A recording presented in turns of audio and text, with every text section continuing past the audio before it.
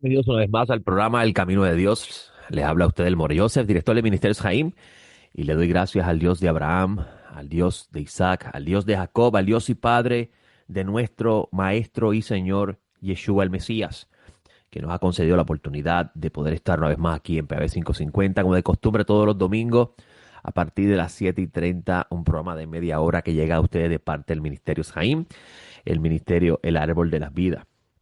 Hoy es un día bastante frío en la región donde me encuentro. Estoy todo en Puerto Rico. Y para mí es un gran honor poder en esta radioemisora hablar de las maravillas que se encuentran en la Sagrada Escritura desde un lente judío. Las escrituras fueron escritas por judíos, o sea, por el pueblo de Israel, y su pensamiento conceptual es puramente judío. Y hay que conocer este pensamiento conceptual y conocer eh, eh, el punto de vista de sus autores a la hora de establecer doctrinas, dogmas o interpretaciones. Hoy nos encontramos en el día 8 del mes de febrero del año 2026, que equivale al día 21 del mes de Shevat, según el calendario de Gilel. Ayer estuvimos reunidos en nuestro centro de estudios. El centro de estudios hebraico El Camino Nazareno se encuentra ubicado en la carretera 511 del barrio Reanón en Ponce. Esto es específicamente en el centro comercial Plaza Reanón. Si alguna vez usted desea visitarnos y ser parte de nuestro grupo de estudio, puede hacerlo libremente, llegando allí los sábados a las 9 de la mañana, donde va a participar con nosotros del momento solemne de las oraciones y luego vamos a estar, va a poder ver con sus ojos lo que es un rollo de Torá. Sí, el rollo que Jesús conocía y leía en el tiempo de de su vida aquí entre los seres humanos, como él lo fue. Él iba a la sinagoga todos los sábados y él participaba de todo lo que hasta el día de hoy se sigue haciendo en los diferentes lugares donde la fe judía se practica. Se hacen los rezos, las oraciones, se extrae el rollo de la Torá, se lee la porción semanal, se explica la porción semanal, se habla sobre ella y se cierra con el partimiento del pan y el vino, una tradición que los nazarenos han incluido dentro de su práctica para recordar al maestro Nazaret y sus enseñanzas. Y ayer estuvimos estudiando la sección de la Torá titulada Yitro. Yitro se encuentra en Éxodo 18:1 y termina en el 20:26. Si usted tiene una Biblia cristiana, la Biblia hebrea en el Tanaj termina en el 20:23. También leímos Isaías 6:1 al 7:6 y Mateo 19:16 al 26. Y como ustedes saben, hemos hablado muchas veces sobre esto. En nuestro ministerio nos enfocamos en enseñar la Sagrada Escritura desde un lente hebreo, es decir, un lente judío.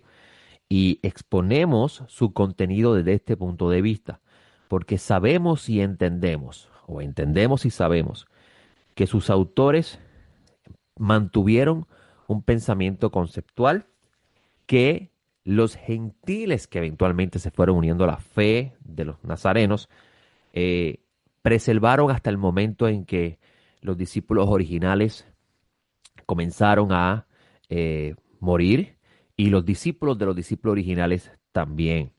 Luego se levantaron otros maestros que ya Shaul de Tarso había anticipado que iban a dañar a las ovejas, iban a dañar la enseñanza, e iban a desviar el camino. Y a partir de ese momento empieza poco a poco a infiltrarse una serie de interpretaciones de los sagrados textos que son diferentes o completamente contradictorios a lo que originalmente se pensaba. Y un ejemplo de esto usted lo va a encontrar leyendo Hechos de los Apóstoles, que es el segundo libro escrito por Lucas. Que Lucas se ha hablado de él como un gentil, sin embargo, reciente análisis académico se ha podido introducir y corroborar la idea de que Lucas era un judío heleno.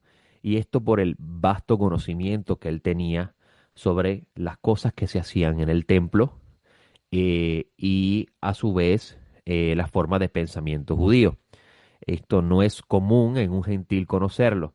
¿Por qué? Porque en el mundo donde estos libros son escritos la difusión del conocimiento judío no era tan abarcador como lo tenemos hoy cuando los escritos nazarenos se incluyen dentro de la Biblia que originalmente se conocía dentro de los círculos del pueblo de Israel y nace lo que se conoce como el Antiguo Testamento y el Nuevo Testamento y entonces en el mundo entero empieza a venderse públicamente las Biblias, algo que no era común en el mundo antiguo. Para usted poder conocer sobre el Dios de Israel, conocer los escritos que hablan sobre el Dios de Israel en estos tiempos que tenemos, en los tiempos que tenemos donde están los discípulos y demás seguidores de la mesianidad de Jesús, usted tenía que ir a una sinagoga. No había lugares públicos donde estos temas se trataban, estos eran temas judíos, y los gentiles de las regiones que Pablo eventualmente visitó, originalmente visitaban a estas sinagogas porque sí sentían un afín por el Dios de Israel.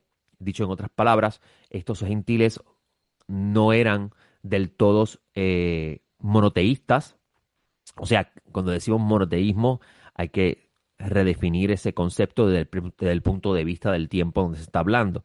Porque cuando hablamos de monoteísmo, no estamos hablando de un monoteísmo estricto como el que eventualmente se va a desarrollar, del cual yo soy partícipe, y es la idea de que no hay otra fuerza fuera del Creador y que las demás fuerzas que existen son porque el Creador ha querido que así existan y cuando Él desee, éstas desaparecerán.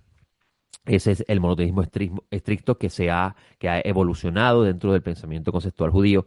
En el pensamiento conceptual judío del mundo del segundo templo, la idea del monoteísmo es que el Dios de Israel es el Dios supremo sobre todos los dioses de las naciones. Y estos gentiles que sentían un afín por el Dios de Israel, porque veían en él algo diferente a los demás dioses, y asistían a estas sinagogas judío-helenas de la diáspora de los griegos o la dispersión de los griegos, algo a lo cual hace referencia Juan en su evangelio cuando Jesús dice que se va y no lo van a ver más, y los que estaban allí presentes lo interpretaron que pues, se irá entonces a los judíos helenos, a la dispersión de los griegos, a enseñarle a los judíos helenos. Y Pablo cuando llega a estas sinagogas judío-helenas, pues tiene a estos gentiles presentes que son conocidos como los temerosos de Dios. ¿Por qué? Porque sentían no solamente afín, sino temor y respeto por el Dios de Israel, pero no habían del todo abandonado la adoración a sus dioses. Porque en cada ciudad, en el tiempo donde Pablo está haciendo sus llamadas misiones, en cada ciudad había una deidad que gobernaba esa ciudad. Hay que entender el mundo conceptual de Pablo para poder entender por qué Pablo hablaba de la forma en que hablaba en estos lugares.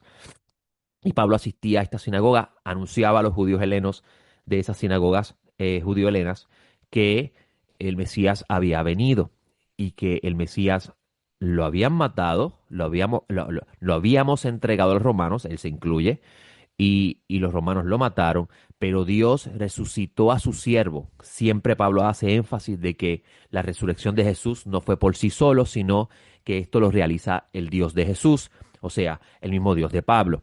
A lo cual Pablo comprende que esta resurrección es el testimonio definitivo de que Jesús es el Mesías. Y esto es lo que no solamente hace Pablo, sino hace también sus discípulos cuando Jesús le dice a ellos, recibirán poder cuando venga sobre ustedes el Espíritu de Dios y se me serán testigos en Judea, en Samaria, hasta lo último de la tierra.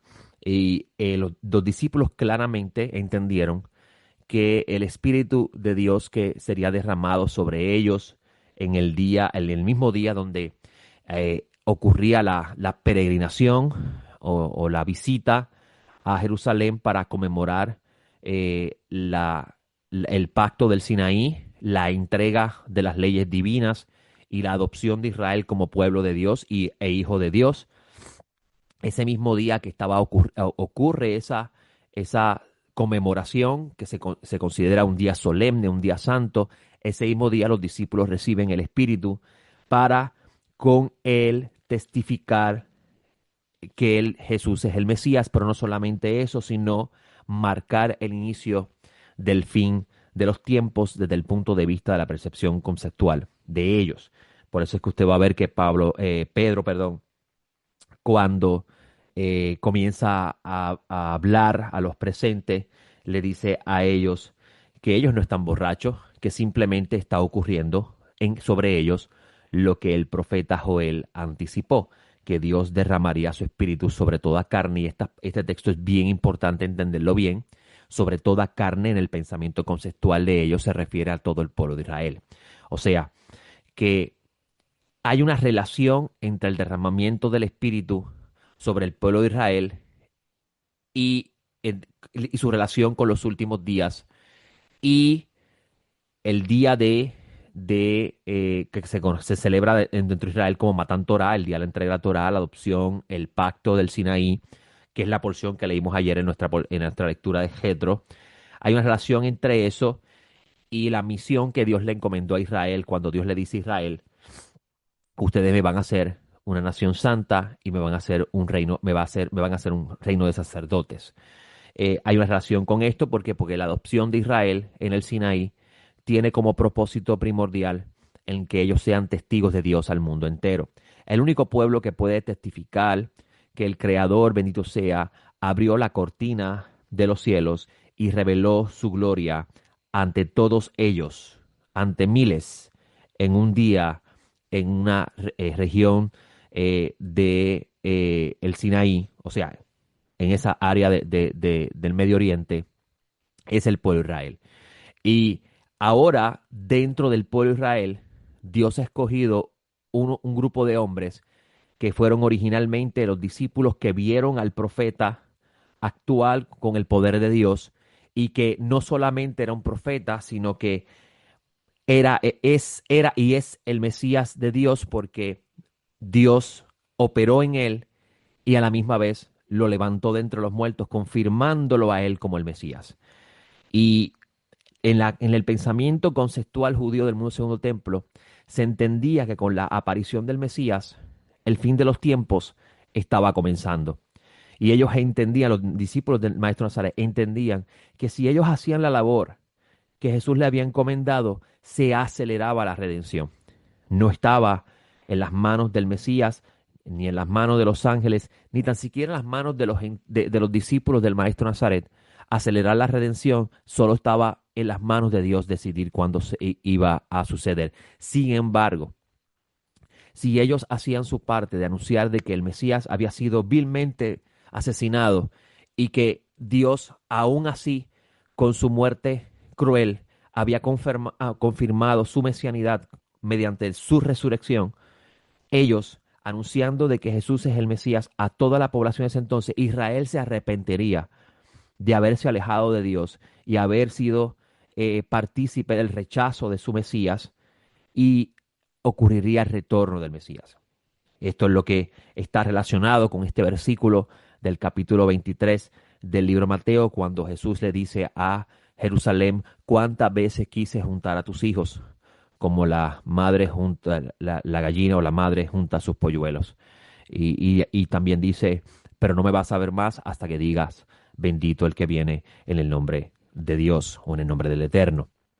Y esto es parte de esta escatología nazarena que estaba presente en ese tiempo, y sabemos, porque está 2000 años después, podemos decirlo así, que ese retorno no ocurrió, no porque el Mesías haya fallado en su profecía, ni porque los nazarenos se hayan equivocado, sino porque las profecías están condicionadas a la respuesta de la audiencia. Y la audiencia en ese entonces no respondió como se esperaba de parte del Creador, y entonces Dios dejó la redención en una fecha establecida donde Él la traerá a su tiempo. Y Pablo, parte de ese movimiento mesiánico escatológico del mundo del segundo templo, es partícipe también de la visualización del Mesías resucitado. ¿Qué significa esto? Pablo vio al Mesías vivo. Lo vio cuando él caminaba hacia Damasco. Pablo queda ciego y luego recupera la vista, y fue seleccionado por su nivel de conocimiento. Pablo era un excelente exégeta de la secta de los fariseos. Pablo era discípulo de Gamaliel. Gamaliel, de quien se habla en el capítulo 5, versículo 34 del libro de los Hechos, es conocido dentro del pueblo de Israel como Rabán Gamliel. Es uno de los grandes sabios, unos grandes jajamín de la época del Segundo Templo, un gran contribuyente de conocimiento de la Torá y su interpretación.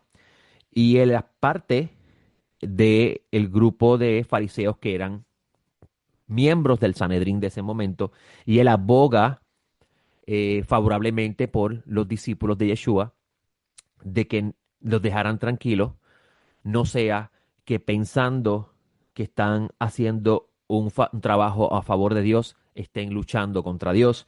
Lo cual en ese relato, muy interesantemente, se valida y se confirma lo que venimos diciendo con respecto a lo que significa me seréis testigos, porque el versículo 42 de ese capítulo usted va a encontrar que los discípulos continúan haciendo lo que hicieron desde el momento que recibieron el Espíritu de Dios en ese día. Y es que el texto dice, y cada día en el templo y de casa en casa no cesaban de enseñar y proclamar que Yeshua es el Mesías. Eso es lo que significaba, o eso es lo que significa, me seréis testigos en Judea, en Samaria, hasta lo último de la tierra. Pablo, un discípulo de Gamaliel, fue escogido para ser también parte de este trabajo mesiánico de la época del Segundo Templo, donde él fue enviado a los judíos helenos de la dispersión de los griegos, y para conocer mejor la dispersión de los griegos tendríamos que ir a la época del Segundo Templo, específicamente la conquista macedonia de Jerusalén, y eventualmente la muerte de Alejandro y la división de su reino a los 4 generales principales, donde de uno de sus generales principales nace eventualmente un hombre llamado Antíoco el cuarto, si no me equivoco. Y esta dispersión de los griegos es la que da a luz lo que se conoce como las sinagogas judío-helenas del mundo que Pablo está presente. Por eso que usted va a leer el libro de los Hechos, que Pablo, cuando sale a hacer el trabajo de enviado, que eso es lo que significa apóstol, un apóstol, una persona enviada. La palabra apóstol viene de apóstolos, que es como decir un cartero que viene con un mensaje a entregarlo a otro lugar. La gente piensa que la palabra evangelio significa buenas noticias. No, la palabra evangelio significa un mensaje, un mensaje que se va a comunicar de parte de alguien que lo envió a través de su mensajero. Y ese mensaje pueden ser buenas noticias, pero también pueden ser malas noticias. Así que tenemos que coger el contexto para entender lo que realmente se está queriendo decir con la palabra evangelio. Y Pablo fue a llevar el mensaje a los judíos helenos de la dispersión de los helenos, donde también estaban los temerosos de Dios, estos gentiles que sentían, como le dije, cierta afección por el Dios de Israel, pero no habían abandonado del todo la adoración a sus dioses. Y por eso cuando Pablo llega a estas sinagogas y comienza a decir que Dios había resucitado a su siervo Jesús, el Mesías, y lo ha sentado a su diestra y lo ha convertido en el Señor de todo, esto comienza a convertirse en una amenaza a la autoridad del César, quien era el Señor de todos en ese tiempo, y el que tenía poder para salvarlos a ellos de grandes desastres. Y no solamente esto, el abandonar el culto a sus dioses en las ciudades donde estos pertenecían representaba también una amenaza a la seguridad, podemos decir, la seguridad natural, la liberación de catástrofes en el pensamiento conceptual de esa época, porque los antiguos pensaban que cuando ocurría un terremoto, por ejemplo, ocurrían sequías, ocurrían grandes lluvias o plagas, eran los dioses que estaban molestos, o específicamente el dios de esa ciudad estaba molesto porque no estaban sirviéndole adecuadamente, lo cual Pablo está diciéndole a estos que no hay poder más grande que el Dios de Israel, y que aunque hay los llamados dioses, usted va a encontrar en una de las cartas ese texto, para nosotros hay un solo Dios. Y también hay señores, porque en cada ciudad hay una persona encargada de gobernar sobre la ciudad, pero el máximo gobernador era el César, porque era el emperador de todo el imperio romano. Pues para Pablo, ni tan siquiera el César es la autoridad máxima, sino el único Señor es Jesús el Mesías, a quien Dios escogió para ser el rey de todo el mundo. Y este es el mundo que Pablo está enfrentándose y este es el mensaje que Pablo está llevando a los gentiles, donde muchos gentiles viendo, entendiendo de que para poder participar de ese gran día de liberación que se conoce como el día donde el Eterno enviará a su Mesías a juzgar a los que practican el mal, a destruir con los labios de su boca al inicuo. Eso se encuentra en Isaías 11, y a traer justicia al mundo. Estos gentiles escuchan ese mensaje y entendiendo de que para poder participar de él no había que hacerse judío del todo, simplemente creer que Jesús es ese Mesías y vivir de acuerdo a las reglas que un judío como Pablo le da a ellos para vivir, o sea, unas leyes para los gentiles, que ya dentro de los círculos judíos del mundo del Segundo Templo existían debates sobre ello. Incluso Pablo, discípulo de Rabán Gamliel, debió haber escuchado esos debates de cómo los gentiles debían vivir para no contaminarse ante Dios, o sea, vivir una vida pura y santa ante Dios sin tener que hacerse judío. Y estos gentiles, al entender de que no tenían que pasar por el proceso de la circuncisión y hacerse del todo judío, pues ellos comienzan a seguir a Pablo, y ahí es donde comienza a nacer la congregación de los gentiles que creen en la mesianidad de Jesús. Y usted va a encontrar a lo largo de todo el libro de los Hechos que a partir de Pablo, usted va a ver que Pablo va a ir a ciudades, entrar a la sinagoga, a anunciar la mesianidad de Jesús, y a la misma vez va a ocurrir un tumulto en la ciudad, no porque Pablo está proclamando que Jesús es Dios, sino porque Pablo está diciendo que los gentiles tienen que abandonar sus dioses y seguir al único Dios, que es el Dios de Jesús, y seguir al único Señor, que es Jesús el Mesías. Y esto traía grandes problemas para la paz de la ciudad. ¿Por qué? Porque los que no entendían lo que Pablo estaba trayendo protestaban, e incluso los mismos hermanos de él judíos protestaban porque estaban alterando la paz de la ciudad. En el pensamiento conceptual de ese mundo, amigo que me está escuchando, si usted hacía molestar al Dios de esa ciudad, podía entonces haber problemas en la ciudad. Y por eso es que usted va a ver que a Pablo lo apedreaban, a Pablo lo llevaron al procurador de la ciudad para enjuiciarlo, y es porque está alterando el ecosistema religioso y social de esa ciudad. Y recuerde que en el mundo del Segundo Templo, la religión y la sociedad no eran o la vida social no eran dos cosas separadas, era una sola. Y esto no es solamente algo del mundo judío, sino también algo del mundo gentil. Por eso es que usted va a encontrar que había gran problema para los gentiles ir a las carnicerías a comprar sus carnes. ¿Por qué? Porque en el mundo de ese entonces no existía tal cosa como una carnicería donde el que mataba al animal lo mataba con el único fin de vender su carne y nada más. En el mundo donde Pablo está llevando este mensaje, eh, para que pudiese esa carne comerse, primero había que el animal vivo dedicárselo a la deidad, al Dios que servían en esa ciudad.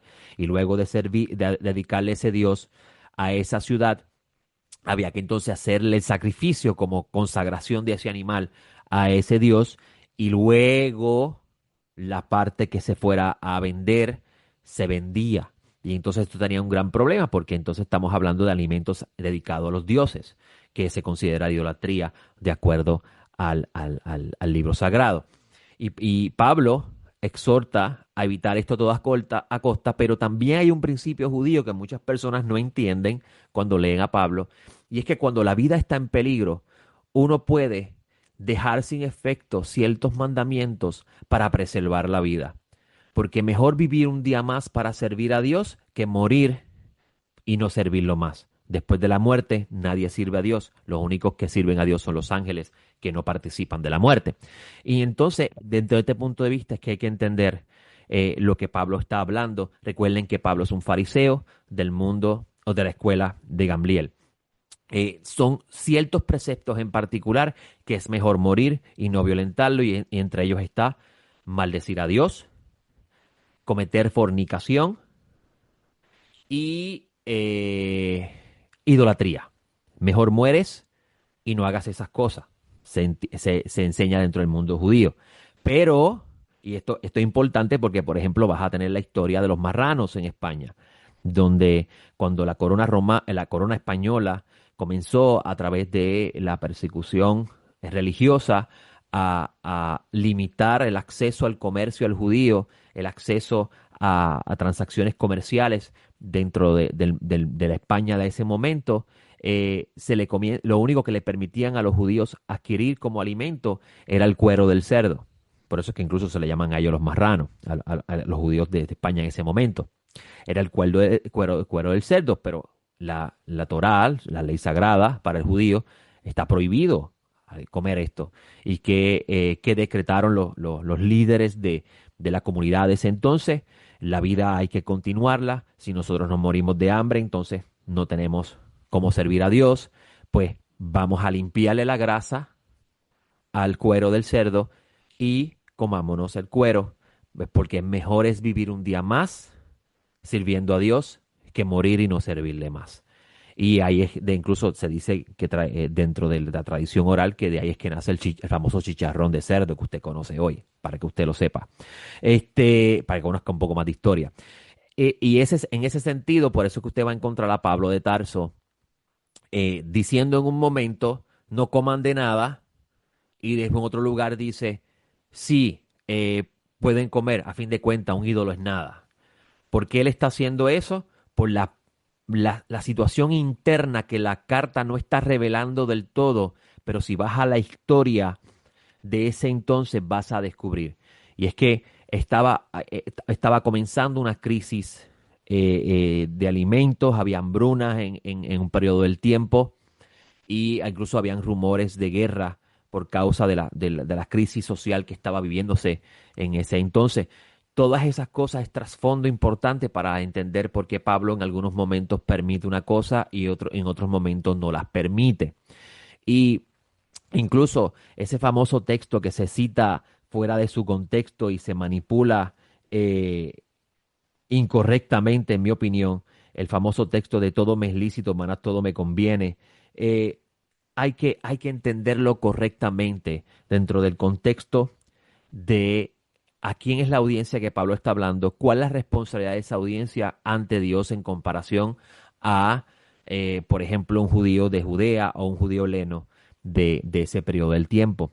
Y ciertamente, por ejemplo, el asunto de los alimentos permitidos y no permitidos dentro del capítulo 11 del libro de Levíticos es parte de la diferenciación del pueblo de Israel como pueblo llamado a ser sacerdote y ministro de Dios ante el mundo y llamado a ser un pueblo diferente, separado, con un objetivo en particular, y es que es ser luz al mundo y guiadores de ciegos.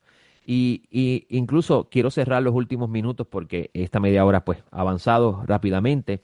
Esto es una de las cosas que debemos tener en cuenta, como cuando leemos, por ejemplo, el capítulo 19 de Mateo, donde tenemos este joven que le dice al maestro Nazaret, eh, maestro, bueno, ¿qué tengo que hacer yo para tener vida eterna?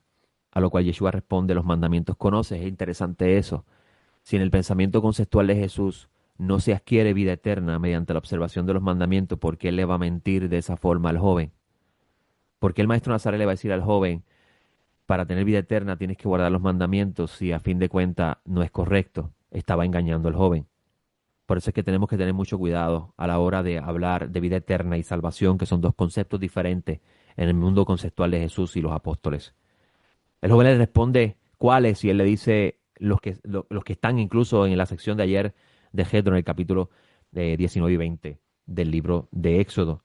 Y él le dice, todo eso los he guardado, y el maestro Nazaret entiende que él quiere adquirir la perfección. estado que pertenece solamente a los sadiquim, a los justos, a los que hacen lo correcto. Y entre esas cosas correctas, dentro del mundo del Hasidut, que es parte del mundo de Jesús también, el mundo de la vida piadosa, hacer lo correcto también incluye, si tienes muchas posesiones, dale a los que no tienen. Y Jesús está invitando a este joven a la perfección, cosa que el joven rechaza y se me acabó el tiempo. Con el favor de Hashem estaremos continuando hablando de estos temas y muchos más. Gracias a Dios Eterno por este espacio y le deseo una excelente semana. Hasta la próxima. Shalom.